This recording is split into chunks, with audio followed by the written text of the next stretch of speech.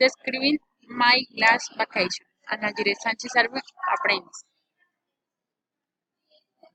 Mi vacation in Cali, Valle del Cauca. When did you go? I went on 10 December 28.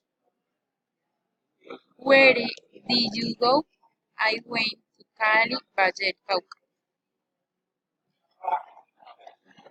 How did you get here? I went by bus to Bogota, then by another direct bus to Cali. What did you go with? I went with my mom and my younger brother. How was the weather? The climate is tropical. Where did you stay? We stayed in the apartment where my dad lived. What did you like the most about the place? I like its tourist place, its gastronomy and costumes.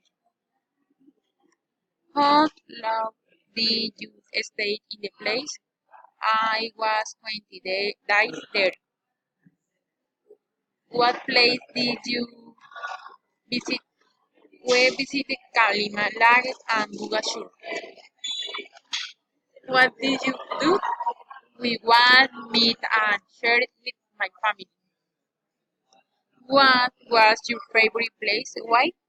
My favorite place was the shore of Buga because it was a very beautiful and religious place and could also see teach Lord of Miracles.